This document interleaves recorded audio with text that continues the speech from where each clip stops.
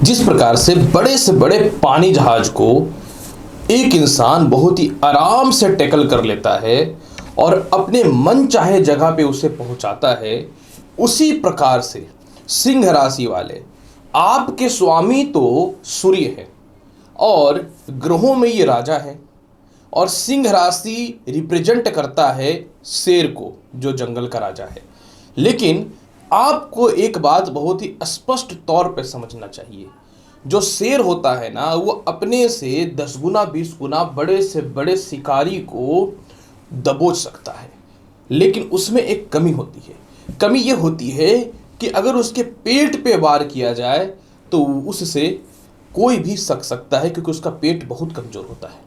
उसी प्रकार से सिंह राशि वाले, आपका जन्म तो होता है परिवार के दायित्वों को निभाने के लिए, लेकिन जीवन में हर चीज आपको स्वयं से मेहनत करके प्राप्त करना है। ये तो बहुत ही बड़ी कड़वी सच्चाई है। लेकिन कोई अगर चाहे आपको प्यार से टैकल कर ले, प्यार से समझा दे, तो आपका हाल वही पानी जहाज के जैसा हो जाता है, नाव के जैसा हो जाता है कि वो जैसे चाहेगा आपको लेके जा सकता है। इसलिए पेट ही आपकी कमजोरी है। मतलब अगर आप अपने जीवन में अपनी गुप्त रहस्य अपने पेट से बाहर निकाल के दूसरों को बताते हो, तो बाद में यही आपकी जिंदगी का सबसे बड़ा कारण बनता है बर्बादी का। मतलब आप अपनी जिंदगी का जो हाथ है, अपनी जिंदगी जो है वो किसी के हाथ में मत दो। खुद से अपने गुप्त रहस्यों को छुपाओ और जीवन में आगे बढ़ने का प्रयास करो। नहीं तो पहला बर्बादी का कारण यही होता है। सामने वाला बंदा पुरुष हो, स्त्री हो या घर के ही कोई लोग क्यों ना हो। नमस्कार प्रिय सिंह राशि वाले, 1 अप्रैल से लेकर के 30 अप्रैल के मध्य का संपूर्ण पूरे महीने का राशिफल लेकर के मैं एस्ट्रोलॉजर डॉक्टर रवि गुप्ता आपके समक्ष प्रस्तुत हो गया हूँ। इस वीडियो में आपको बताऊंगा कैसा रहेगा अप्रैल का पूरा महीने का हाल, जिसमें आपके कर्म क्षेत्र, इनकम, भाग्य, संपत्ति, दाम्पत्य, संतान, शिक्षा, स्वास्थ्य, लॉटरी सट्टा और कुछ महत्वपूर्ण जो हमारे जीवन में सबसे ज़्यादा महत्व रखता है, इन सभी महत्व चीज़ों के बारे में बात करूंगा। ये जो वीडियो है चंद्र राशि के आधार पर आधारित है। किसी को अपना चंद्र राशि नहीं पता है तो लग्न के अनुसार भी देख सकते हैं। यह जो वीडियो है यह ग्रहों के गोचर के आधार पे है। मतलब आपके जीवन में जो भी कुछ होने वाला है उसके बहुत अच्छे से आप आइडिया लेके यानी प्रिपरेशन करके अपने जीवन को बेहतर बना सकते हैं। ज्योतिष शास्त्र इसी को कहते हैं। और राशिफल के अंतिम पड़ाव में मैं उपाय भी बताते चला जाऊंगा। सर्वप्रथम सिंह राशि वाले, अप्रैल महीने में आपके कर्म क्षेत्र की स्थिति के बारे में बात करूं तो कर्म क्षेत्र का मालिक शुक्र जो है वह 6 अप्रैल तक भाग्य स्थान में बैठ करके केंद्र त्रिकोण राजयोग के साथ में शुक्र बुध के साथ बैठ करके नारायण योग बना करके रखे हुए हैं। यानी आपके जीवन में निश्चित तौर पे जो है 6 अप्रैल तक तरक्की थोड़े थोड़े होंगे। व्यापार की स्थिति थोड़ी थोड़ी ठीक होगी। सीनियर अधिकारी या पिता या फिर अन्य लोगों के साथ व्यापार कर रहे हैं तो थोड़ी परिस्थितियां ठीक होंगी। 6 अप्रैल तक जिस नौकरी में आप हैं कंटिन्यू रहेंगे, लेकिन 6 अप्रैल के बाद शुक्र चले जाएंगे आपकी कुंडली के कर्म क्षेत्र में, यानी वृषभ राशि में बन जाएगा मालव्य नामक राजयोग।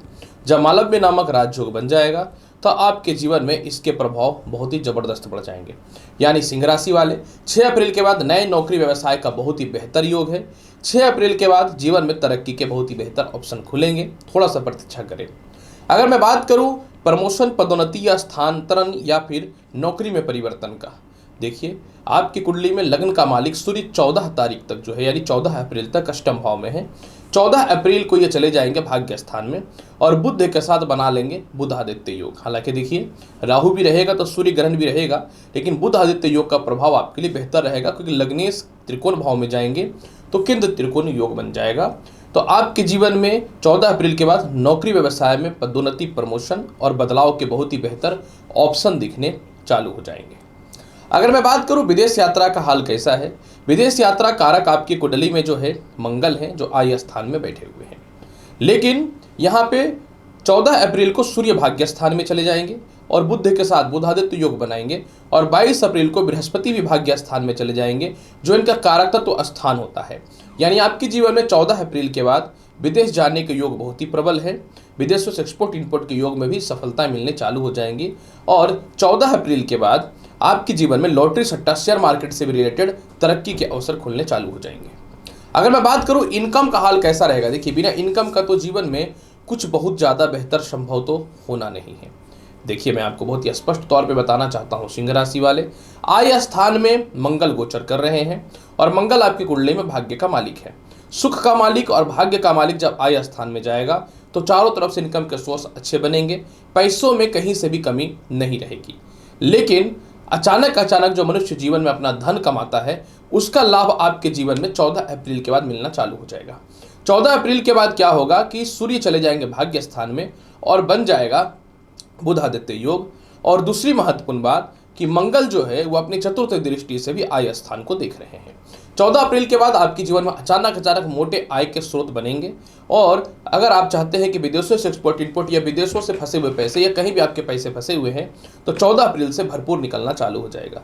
लेकिन इसमें सोने में सुहागा हो जाएगा जब 22 अप्रैल को बृहस्पति भाग्य स्थान में जाएंगे, यानी त्रिकोण का मालिक त्रिकोण भाव में रह जाएगा। तो ऐसी सिचुएशन में क्या होगा कि आपको अचानक मोटा लाभ के योग बनने चालू हो जाएंगे। यानी यह महीना जो है आपके जीवन में ज़बरदस्त इनकम के स्रोत को बनाने वाला है। थोड़ा मेहनत तो आपको करना पड़ेगा, बिना मेहनत किए कुछ मिलता नहीं है। अगर मैं बात करूं कैसा रहेगा आपके जीवन में लव लाइफ और दाम्पत्य जीवन का हाल, देखिए, लव लाइफ कारक शनि जो है आपके कुंडली में सप्तम भाव में है और विवाह के कारक भी जो है सप्तम भाव में है। अब यहाँ पे मैं आपको यह बताना चाहता हूँ कि शनि सप्तम भाव में बहुत ज़्यादा ज्योतिष शास्त्र के अनुसार तो शुभ नहीं माना जाएगा, क्योंकि है तो ये सस नामक राज्यपति जो निश्चित तौर पे आपको कर्ज की मुक्ति या व्यापार में तो तरक्की दे रहा है, लेकिन व्यापार और कह सकता हूँ सफलता के अलावा वैवाहिक जीवन बहुत महत्वपूर्ण भूमिका निभाता है।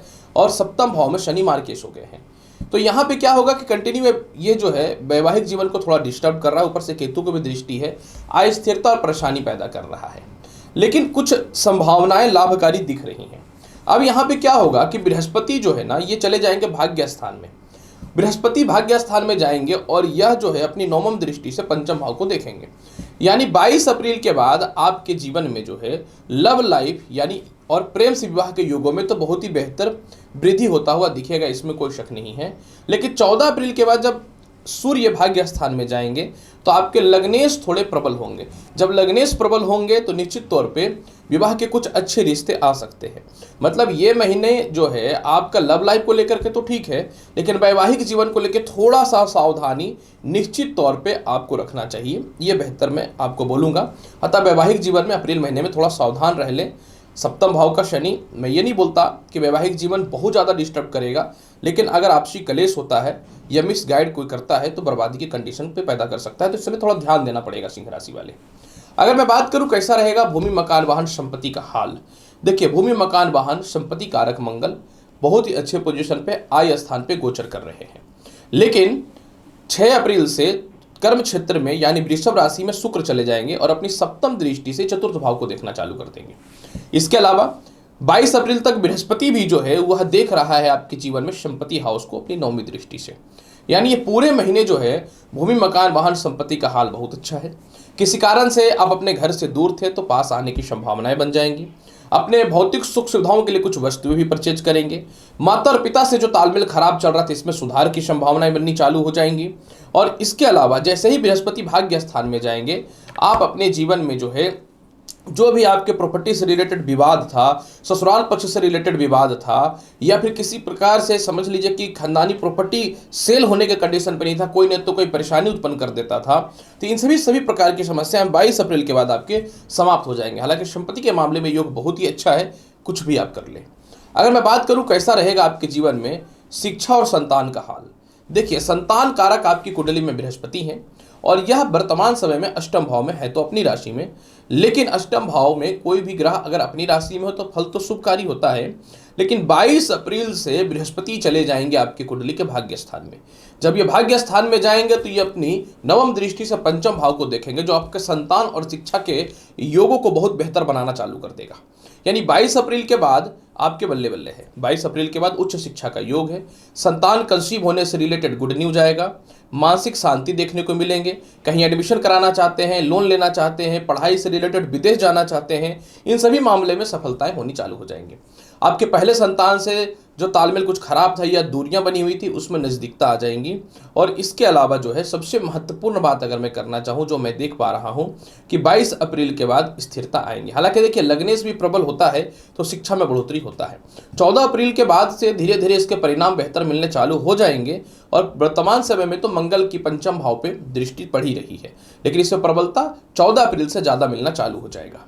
अगर मैं बात करूं कैसा रहेगा आपका स्वास्थ्य का हाल, देखिए इन दिनों बृहस्पति की बात करूं तो वह अष्टम भाव में तो आपको बड़े बीमारियों से तो बचा रहे हैं, लेकिन केतु का पंचम भावस्थ दृष्टि जो है सप्तम भाव पे वह आपको पेट संबंधित गैस संबंधित समस्या ज्यादा पैदा कर रहा है।